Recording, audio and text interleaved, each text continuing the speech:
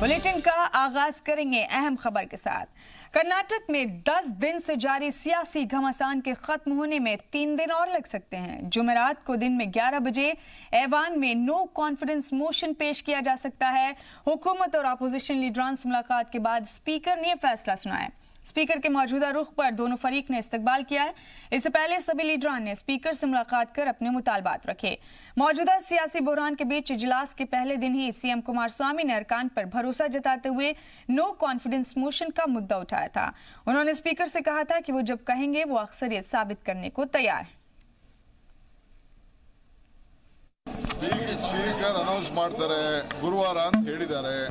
ಗುರುವಾರ ಬೆಳಗ್ಗೆ 11 ಗಂಟೆಗೆ ಮಾಮೂಲಿ ಕರೀತಾರೆ, ಅದಾದ್ಮೇಲೆ ತೆಗೆದುಕೊಳ್ತಾರೆ। ನಾವು ಫೇಸ್ ಮಾಡಲಿಕ್ಕೆ ನಾವು ರೆಡಿ ಇದ್ದೀವಿ। इससे पहले 2 दिन की छुट्टी के बाद आज शुरू हुए इजलास के दौरान सभी लीडरान मुस्तैद नजर आए। होटलों से निजी बसों में असेंबली पहुंचे अरकान ने फतह के निशान दिखाए। इस दौरान आला लीडरान ब्यूजनेश मीटिंग को लेकर सवाल उठाते नजर आए। बीजेपी का कहना था कि जब सरकार अपनी अक्सरियत गंवा चुकी है तो किसी मीटिंग की जरूरत नहीं है। हालांकि इत्तेहादी लीडरान का दावा है कि कुमारस्वामी हुकूमत को कोई खतरा नहीं है। तहरीक अदम में एतमाद हासिल करने का दावा करने वाली कांग्रेस जहां अपने अरकान को होटल ताज से लेकर आई, तो बिखराव के डर से बीजेपी भी अपने एमएलए को राजधानी के एक होटल में ठहरा रखा है। वहीं बागी एमएलए को भी सख्त हिफाजती इंतजामात में रखा गया है। वाज़ेह है कि ऐवान के पहले दिन सीएम कुमारस्वामी ने तहरीक अदम एतमाद पेश किया था, जिस पर बीजेपी ने सवाल उठाते हुए कहा कि मामला सुप्रीम कोर्ट में जेर समात है। सरकार अपनी अक्सरियत गंवा चुकी है, इसलिए सीएम को इस्तीफा दे देना चाहिए। No confidence motion would be the speaker? Yes, definitely. And you all are confident that you all have the numbers in the house? You don't ask such questions. If you don't have confidence, why should we move confidence motion or no confidence motion? Every day I'm observing you. You are asking some, without any reason, some questions you are asking. Already Chief Minister Kumaraswamy, in his statement, and on the last occasion, he stated that I will seek a vote of confidence. We have to see what will the no we'll decide in that. ಈ ನಮ್ಮ ಶಾಸಕರ ಸಭೆಯಲ್ಲಿ ಇದರ ಬಗ್ಗೆ ಎಲ್ಲ ಚರ್ಚೆ ಮಾಡಿ ನಿರ್ಧಾರ ಕೈಗೊಳ್ಳುತ್ತಾರೆ. On Friday, during the discussion on that condolence motion, CM Shri Kumaraswamy asked Honorable Speaker to fix a time for the government to prove its majority. So on that count, the session had ended on Friday. So the Speaker has called, Honorable Speaker has called Business Advisory Committee meeting at 12:30, where the next course of action, next time will be decided in that meeting.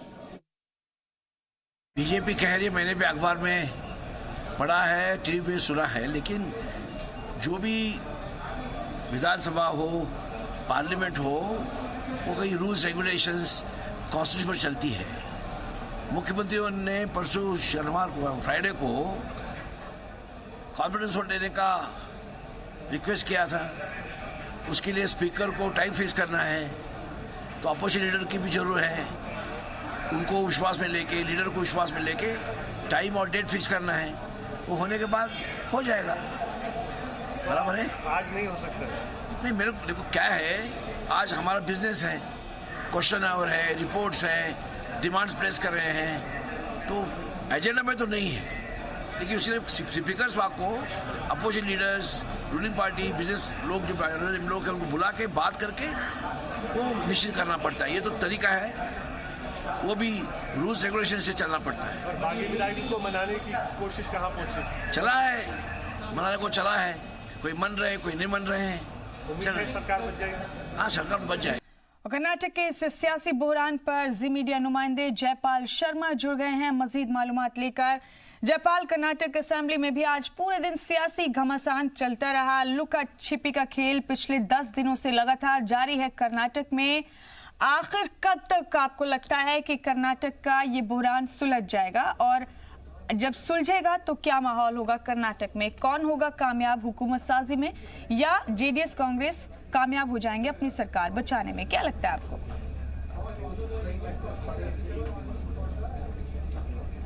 जी देखिए, जैसी उम्मीद थी कि आज का दिन जो है बहुत हंगामे वाला होगा, बिल्कुल वैसा ही हुआ। आज सुबह जो असेंबली शुरू होनी थी उससे ठीक पहले बिजनेस एडवाइजरी कमेटी की मीटिंग होती है, जिसमें विपक्ष के जो नेता होते हैं वो भी उसके सदस्य होते हैं। तो येदियुरप्पा वहां पहुंचे और उन्होंने एक नोटिस वहां पर सर्व किया, जिसके अंदर उनका ये कहना था कि चूंकि मुख्यमंत्री खुद ये कह रहे हैं कि वो ट्रस्ट वोट चाहते हैं सदन के अंदर में, ऐसे में या तो ट्रस्ट वोट लाया जाए या नहीं तो हम नो कॉन्फिडेंस मोशन का प्रस्ताव देते हैं। और उन्होंने इस बात की ताकीद की कि इसको कल के एजेंडे में शामिल किया जाए। हालांकि स्पीकर इसके लिए थोड़ा सा वक्त चाहते थे, लेकिन येदियुरप्पा राजी नहीं हुए, वो अड़ गए।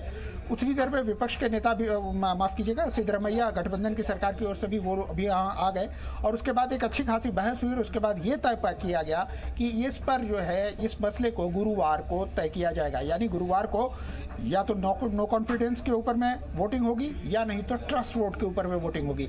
मामला एक ही है, तरबूजा चाकू पे गिरेगा या चाकू तरबूजे पे गिरेगा, वहां पर विश्वास मत हासिल करना या ये बताना कि सरकार विश्वास में नहीं है, यही होगा। लेकिन उससे पहले जो 2 दिन का वक्त है उसमें येदियुरप्पा का कहना था कि जब सरकार विश्वास मत में नहीं है, ऐसे में कोई जरूरत नहीं बनती कि इस पर सदन के अंदर किसी तरह की कार्रवाई हो। और आखिरकार जो है 10 मिनट की असेंबली के बाद उसको स्थगित कर दिया गया है और वो अब गुरुवार को शुरू होगी, जिस दिन क्या कहते हैं इसके ऊपर में चर्चा होगी और उसके बाद वोटिंग कराई जाएगी। रहा सवाल बागी विधायकों का, बागी विधायक मुंबई पहुंचे हुए हैं और इस वक्त में जो कांग्रेस की जितनी भी तमाम कोशिशें हैं वो नाकामयाब हैं। अभी तक जो नजर आ रहा है वो नाकामयाब है। ले दे करके एक मात्र सिर्फ रामलिंगा रेड्डी ऐसे हैं जिनके ऊपर कांग्रेस की उम्मीदें बंधी हुई हैं। हालांकि रामलिंगा रेड्डी अपनी तरफ से कुछ बोल नहीं रहे हैं। उनको आज यहाँ पर स्पीकर के पास आकर के मिलना था, हालांकि वो आज यहाँ नहीं आए और ना ही वो सदन आए। ऐसे में 2 दिन का ये जो आने वाला वक्त है ये बहुत ही आप कह सकते हैं कि महत्वपूर्ण है और इसके अंदर में तमाम जो गठबंधन सरकार की कोशिशें होंगी या हम कह सकते हैं कि आखिरी कोशिश जिसके तहत वो कोशिश करेंगे कि किसी तरह से वो बागी विधायकों को ले आए। हालांकि मुख्यमंत्री सिद्धरमैया और जो भी कांग्रेस के बड़े लीडरान हैं उन सबों का मानना है कि नहीं, हम अपना विश्वास मत हासिल कर लेंगे, हम सरकार बचा लेंगे। लेकिन ये सिर्फ एक दिखावा लगता है। अगर हकीकत में देखा जाए तो अभी गठबंधन की सरकार जो है उसकी स्थिति बहुत खराब है। हालांकि फैसला गुरुवार को ही होगा। बिल्कुल यशपाल, आपने अभी जो कहा वो और इस बात से मजबूत होती है आपकी स्टेटमेंट की कांग्रेस के बागी जो है नागराज, उन्होंने फिर से एक झटका दिया कांग्रेस को। उन्होंने बीच में ऐसे इशारे दिए थे, कहा था कि वो अपना इस्तीफा वापस लेने के लिए तैयार हैं, लेकिन अब फिर से उन्होंने साफ किया है कि वो अपना इस्तीफा वापस नहीं ले रहे हैं। तो कांग्रेस और जेडीएस की इत्तेहादी सरकार वाकई बहुत मुश्किल में है। कोई इम्कान अभी तो दूर दूर तक नजर नहीं आ रहे। कहने को कोई कुछ भी कहता रहे कि हम मामला सुलझा लेंगे या जो भी चीजें हैं उनको सेटल कर लेंगे, लेकिन फिलहाल ऐसा कोई रास्ता नजर नहीं आ रहा है फिलहाल तो।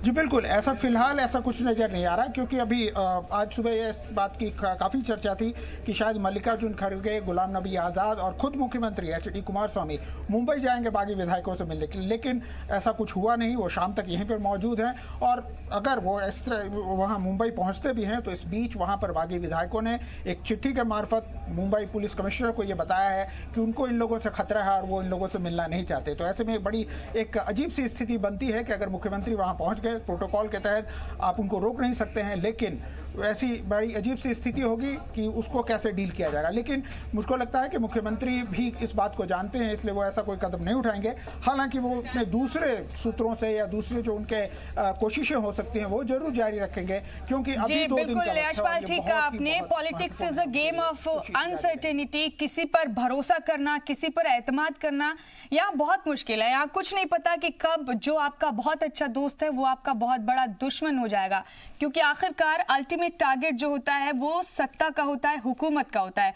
बहुत शुक्रिया यशपाल आपका, आप जुड़े हमारे साथ इस अहम खबर पर, बहुत बहुत शुक्रिया आपका। कर्नाटक असेंबली में जहां पूरे दिन सियासी घमासान चलता रहा, तो दूसरी जानिब सुप्रीम कोर्ट ने बागी एमएलएस का मामला एक और दिन के लिए टाल दिया है। सभी 16 बागी एमएलएस की अर्जी पर अब सुप्रीम कोर्ट कल समाअत करेगा। 10 के अलावा 6 और बागियों ने स्पीकर के लिए समाअत के लिए गुजारिश की थी, जिस पर सीजेआई ने हामी भरी। वाजिब रहे कि समाअत के पहले बागी एमएलए और स्पीकर की बातें सुनने के बाद अदालत ने मामला मंगल तक टाल दिया था, जहां बागी एमएलए के वकील ने स्पीकर के बयान को मुद्दा बनाया, जिसमें उन्होंने कहा था कि अदालत को ऐसा फैसला नहीं देना चाहिए। तो स्पीकर के वकील ने कहा कि इस्तीफे से पहले उनके पास कांग्रेस की जानिब से बागियों के नाअहल करार देने की भी अर्जी है।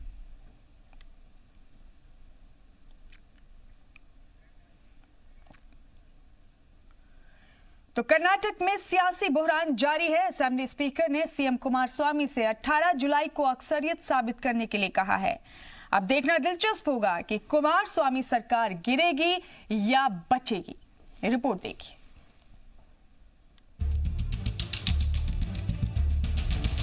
कर्नाटक में सियासी ड्रामा जारी है। कांग्रेस जेडीएस अपनी सरकार बचाने की जी तोड़ कोशिश कर रहे हैं।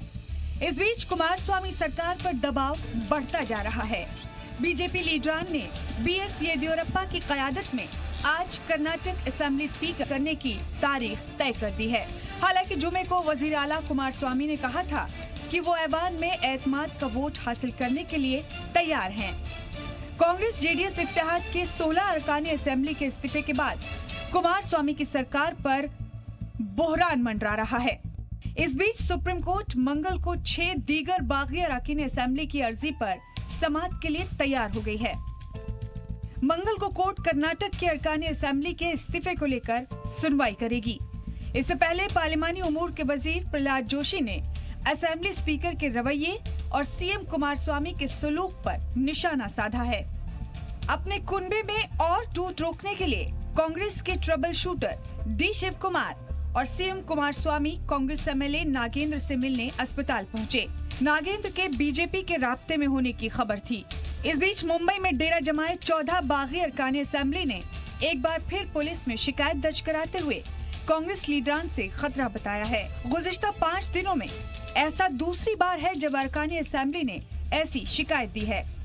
इस शिकायत में उन्होंने कांग्रेस लीडर मल्लिकार्जुन खड़गे और गुलाम नबी आजाद समेत किसी भी कांग्रेसी लीडर से मिलने से इनकार किया है। अरकानी असेंबली ने इन लीडरान से अपनी जान को खतरे की बात कही है। दरअसल ऐसी कयासाराइयां जाहिर की जा रही हैं कि कर्नाटक के वजीर आला एचडी कुमारस्वामी के साथ मल्लिकार्जुन खड़गे और गुलाम नबी आजाद जैसे सीनियर लीडरान आज इन बागी अरकानी असेंबली से मिलने के लिए होटल पहुंच सकते हैं। इस दौरान हंगामे के आसार को देखते हुए मुंबई पुलिस ने एहतियात के तौर पर सिक्योरिटी के सख्त इंतजाम किए हैं। इस बीच हॉस्कोट से कांग्रेस एमएलए नागराज ने यू टर्न लेते हुए कांग्रेस को करारा झटका दिया। इस्तीफा वापस लेने की बात को नागराज ने खारिज कर दिया। इससे पहले शिव कुमार और सिद्धरमैया से मिलने के बाद उन्होंने इस्तीफा वापस लेने के इशारे दिए थे। बरसर इख्तिदार इत्तेहाद में असेंबली स्पीकर को छोड़कर कुल 116 एमएलए हैं, जिनमें कांग्रेस के 78, जेडीएस के 37 और बीएसपी का 1 एमएलए शामिल है। 2 आजाद अरकानी असेंबली की हिमायत के साथ 223 रुकनी असेंबली में बीजेपी की अरकानी असेंबली की तादाद अब 107 हो गई है, जबकि अक्सरियत का नंबर 112 है, जो फिलहाल बरसर इख्तिदार इत्तेहाद के पास है। अगर इत्तेहाद के 16 अरकानी असेंबली के इस्तीफे मंजूर हो जाते हैं तो ऐवान के अरकान की तादाद घटकर 207 रह जाएगी और अक्सरियत का नंबर 104 होगा, जबकि इत्तेहाद के पास महज 100 अरकानी असेंबली होंगे।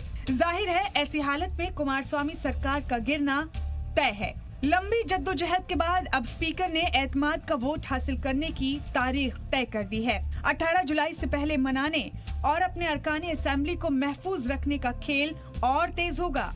बाजी किसके हाथ लगती है, देखना दिलचस्प होगा। ब्यूरो रिपोर्ट, जी मीडिया।